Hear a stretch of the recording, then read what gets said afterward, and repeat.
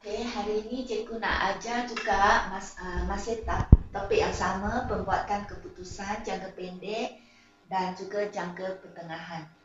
Jadi masalah so far cikgu sudah ajar 3 masalah.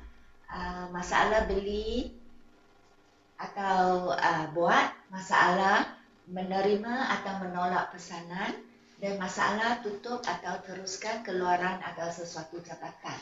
Jadi hari ini masalah yang keempat pula ya.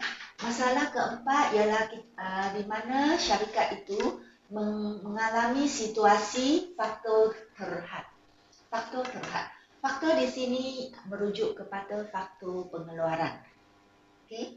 Jadi faktor pengeluaran iaitu sesuatu yang kita perlukan untuk mengeluarkan produk kita. Jadi when you say faktor, dia merujuk kepada bahan, buruh, tanah, mesin, semua ini diperlukan bila kita mengeluarkan sesuatu produk. Jadi masalah di sini di mana kita dapati bahan ataupun buruh, ataupun tanah, ataupun mesin atau alatan adalah terhad. Kita tak cukup untuk mengeluarkan keluaran kita. That's why masalah di sini, what you have but not enough. Okay, so macam mana kita nak selesaikan masalah yang terhad ni supaya kita mendapat untung yang maksimum. So, cara penyelesaian senang saja, kita ikut syarat margin caruman RM faktor terhad. Erti dia, kita carikan margin caruman untuk faktor terhad itu. Contoh dia, kalau masalah kita faktor yang terhad, terhad erti dia mengalami masalah kekurangan. Katakan bahan kita merupakan faktor terhad. Jadi, you kena pastikan margin caruman per kg ataupun margin caruman per meter. Contoh dia, bahan kita ialah kg. So, you keluarkan 3 bahan, A, B, C. So, dari 3 bahan ni, bahan mana yang berikan margin caruman? Margin caruman erti dia untung kasar. Memberi kita untung kasar yang paling banyak. That means from 1 kg, katakan bahan A, 1 kg hanya memberi untung RM2. Bahan B memberi untung RM3. Bahan C memberi untung RM4. Kalau macam tu, if you not enough bahan, definitely you will use the bahan dalam bahan yang ketiga ni, bahan C. Kerana untuk mengeluarkan produk C ni will give you the more income. So you will choose to keluar menggunakan bahan yang terhad ni untuk mengeluarkan produk C. Okay? Sama juga dengan ni. Okay? Kalau faktor terhad ialah buruh, so that means you not enough workers to work. Jadi jam dia terhad. So like that, you will make sure produk mana yang bila workers itu bekerja 1 jam, dia akan memberi untung yang paling banyak for which product. Kalau produk A memberi untung yang lebih banyak, when the workers work for 1 hour and it give the more the bigger margin caruman, then you will choose to use the worker to produce the product. Okay, sama juga untuk tanah. Okay, dan nanti cikgu akan bagi contoh-contoh soalan di sini cikgu guna tanah. Okay, sama juga yang ni you cuba fahamkan Kalau tanah, seperti yang cikgu soalan dekat sini, kalau tomato memberi margin caruman per ekar yang will give you the more untung, then you will choose this to plant more this tanaman. Okay, so sama dengan mesin. Okay, so yang mana satu memberi anda, you use the 1 hour the machine run for the machine and that product give you the more income, then you will choose to produce that product. Okay, so sekarang kita pergi kepada contoh soalan. Okay, katakan ini ialah satu syarikat Eco Green, dia menanam 2 jenis tanaman. Dia mempunyai tanah seluas 1000 ekar sahaja. Inilah faktor terhad dia. That means dia tak ada tanah yang luas. Terhad kepada 1000 ekar saja. Okay? Dan di dalam tanah itu dia menanam 2 jenis tanaman, tomato dan timun. So, soalan dia ada bagi peruntukan tanah. Okay, untuk tomato dia guna 600 ekar, timun 400 ekar. So, untuk keluaran per ekar, tomato boleh keluarkan 1 ekar tanah, dia boleh keluar 100 kg tomato. Okay, sama this is the timun. 1 ekar tanah boleh keluar 50 kg timun. Okay. So, maklumat juga bagi harga jualan per kg RM4.50, ini RM4. Yang ni lah cost per kg. Okay, adanya bahan mentah, buruh langsung, overhead berubah dan overhead tetap. Okay. Jadi, cikgu kata di sini situasi ialah faktor terhad, ya. Jadi di sini tanah dia adalah terhad. Okay, kita teruskan maklumat tambahan dia. Syarikat ABC ada satu syarikat lain ingin meminta syarikat Eco-Green mempekarkan 80,000 kg tomato dan 40,000 kg timun pada tahun depan. So, syarikat Eco-Green sekarang menghadapi masalah. Adanya permintaan di pasaran. Okay? Where people want to buy from you. Tetapi dia dapati tanah dia terhad. Dia tak dapat bagi semua apa yang diminta dalam pasaran. Okay, you look at the masalah dia. Okay, kalau nak pekarkan semua, perlu 1,600 ekar tanah. Tetapi dia cuma ada 1,000 ekar tanah saja. So, you tengok. Kalau dia nak pekarkan 80,000 kilogram tomato, dia perlu 800 ekar tanah. Kalau dia nak pekarkan timun 40,000 kilogram seperti yang diminta oleh syarikat ABC, dia perlu juga 800 ekar. So, plus together, dia kena ada 1,600 ekar tanah baru boleh memenuhi semua kehendak syarikat ABC. So, now how to solve the problem? Okay, jadi untuk bila kita berniaga, tujuan utama ialah untuk mendapat keuntungan yang maksimum.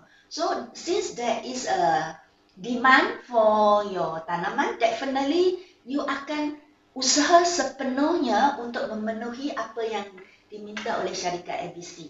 So, now you not enough tanah. So, apa yang cikgu kata? Di sini, masalah di sini, faktor terhad ialah tanah. Jadi, untuk selesaikan problem, kita akan guna seperti yang syarat itu kata, MC per faktor terhad. Jadi, ialah MC per ekar tanah kita. Okay. Dari sini, kalau you guna formula ni, kita dapat tentukan ranking yang mana which tanaman yang akan memberi anda keuntungan yang paling banyak dalam 1 ekar. Okay. Kalau dalam 1 ekar, this tanaman give you more profit, definitely you will choose to tanam that tanaman first. Okay, cuba kita tengok, ya. Jadi sekarang faktor terhad ialah tanah, so your margin cadangan should be margin cadangan per ekar. Okay, so untuk dapat margin cadangan, formula dia ialah hasil jualan tolak kos berubah. So, kita pun work out hasil jualan per ekar, you compare the two tanaman. 1 ekar, balik kepada soalan. Okay, 1 ekar akan keluar 100 kg. Okay, so, dan harga jualan dia ialah RM4.50. So, erti dia, 1 ekar you can sell 100 kg and 1 kg is 450. So, hasil jualan untuk tomato ialah 450. So, sama juga cara kiraannya, you kira untuk timun.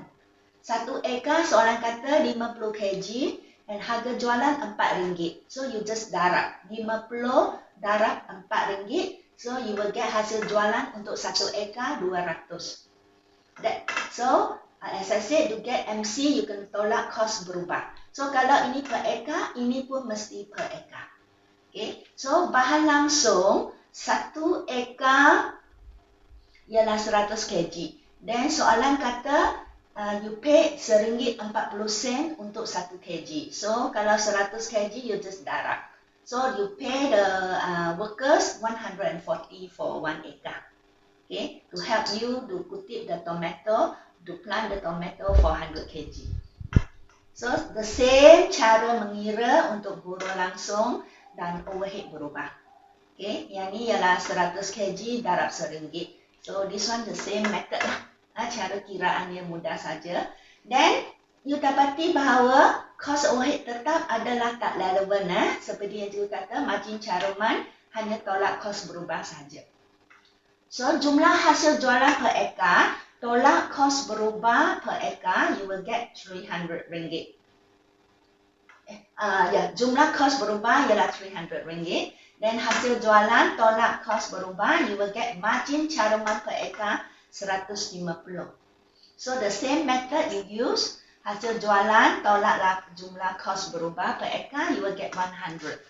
So dari sini kita sudah dapat tentukan ranking kita. Which tanaman will give you more profit per ekar? So di sini dapati tomato yang memberi kita untung yang paling banyak dalam 1 ekar. Dalam 1 ekar, they give you profit 150. Compare with timun, RM100. So, bila kita ada tanah, definitely keutamaan I will give to tomato. I will tanam tomato first.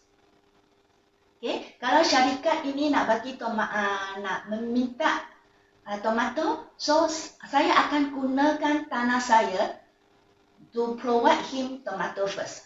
Lepas tu kalau ada tanah yang lebih, baru I give him the timun, untuk tanam timun. Okay. Ini cara yang mudah mengguna MC per ekar. Okay. Ada cara lain di mana you boleh terus dapatkan information, tak perlu banyak kiraan. You can just get the information from soalan. Okay. Tengok balik the soalan. Okay, soalan ada bagi anda hasil jualan per kg, cost per kg, all this. So you can make use of yang ni. Okay, tak perlu kiraan banyak. Masih ada kiraan tapi tak banyak. Okay, so you straight away guna yang kg dulu. So hasil jualan se-kg, tolak kos berubah se-kg, you will get jumlah kos berubah se-kg RM3. So, remember, cikgu kata kalau faktor terhad ialah tanah, tanah ialah ekar. So, you cannot use this one as answer. Okay, nanti jawapan anda salah. So, you have to change this one to MC per kg. Okay. MC, no.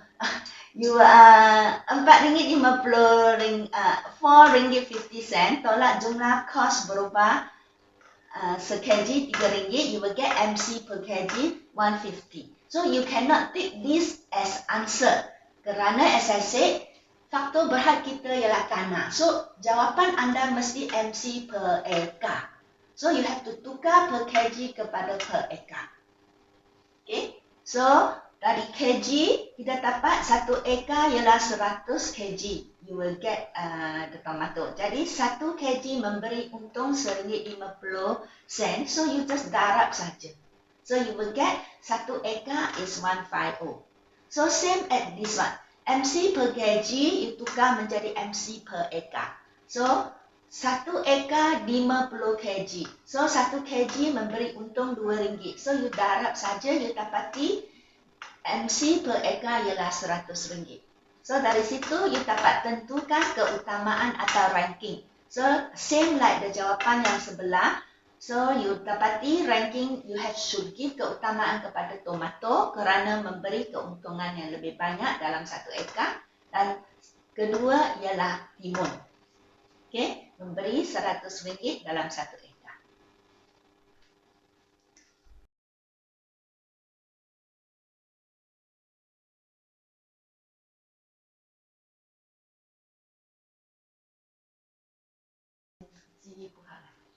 Okey, tadi sudah kata syarikat itu cuma ada 1000 ekar tanah. So untuk menentukan tanaman mana yang beri keuntungan yang lebih banyak dalam 1 ekar, kita pun sudah tentukan ranking dia. Tomato will give you more profit. 1 ekar will give you 150 untung. dan timun hanya 100. Jadi ia pada ranking yang kedua. So, soalan yang lebih susah, since you already know the ranking, so you should know how to tentukan tanah. Biasanya soalan yang seterusnya, dia akan minta Anda berdasarkan ranking ini, ikutlah ranking ini, tentukan berapa tanah perlu untuk tomato dan berapa tanah you peruntukkan untuk timun. Ikut apa yang diminta oleh pasaran.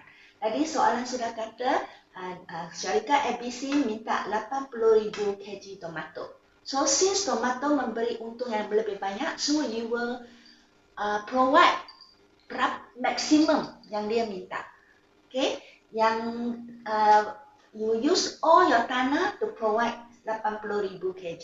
Kerana dia memberi untung yang paling banyak. So, tomatoes 100 kg you will use 1 ekar tanah. So now you need to provide 80,000 kg. So berapa tanah you akan guna untuk tanam tomato? Jawapannya ialah 800 ekar. Okay. So you ada 1000 ekar. So you sudah guna 800 ekar untuk tomato. So the rest tanah you akan guna untuk timun. Okay. You will use tanah untuk yang tanaman yang beri keuntungan paling banyak dulu. Lepas tu ada tanah tinggal, then only you will use for the next tanaman. So next tanaman is timun. Timun dia perlukan 40,000 kg. But as I said, timun tak memberi untung yang banyak. So you only provide mengikut berapa tanah yang you masih ada. So you can only, so since you only tinggal 200 ekar, so you can only provide 10,000 kg sahaja. Okay, so once you show the calculation, don't forget you show dalam ayat. So keputusan ialah syarikat Eco Green akan mengguna 800 ekar tanah untuk tomato dan 200 ekar untuk timun. Kena tulis dalam ayat. Soalan yang lebih susah lagi, as I said, if you follow the peruntukan tanah ni, you will dapat keuntungan yang maksimum. So soalan kadang-kadang akan minta anda tunjukkan keuntungan dia. So you can use lah seperti macam ni. Tak perlulah anda tunjuk hasil jualan, tolak kos berubah or that. Remember cikgu ajar untuk mendapat untung bersih ada shortcut. Ya, kita boleh guna margin caruman tolak kos tetap, we will get untung bersih. So you can use this one. Ya, cepat kita dapat jawapan. So kita sudah dapat tahu tomato margin caruman ialah 1 ekar 150. So now in order to get more profit, you akan guna 800 ekar for tomato. So 800 ekar darab 1 ekar 150, you will get the margin caruman for tomato 120. Okay, 120,000. Then same for timun, 1 ekar you will get 100 ringgit margin caruman. So now you hanya guna 200 ekar. So darab you will get margin caruman 20,000. So jumlah will be this. Okay, jumlah margin caruman untuk 2 tanaman. So tolak kos tetap. MC tolak kos tetap get untung bersih. So kos tetap sudah diberi dalam soalan. You just put in 10,000 dan timun 8,000. So jumlah this one. So you jumlah margin caruman untuk 2 tanaman, jumlah kos tetap, inilah jumlah untung bersih untuk syarikat Eco Green. Kalau dia follow the ranking.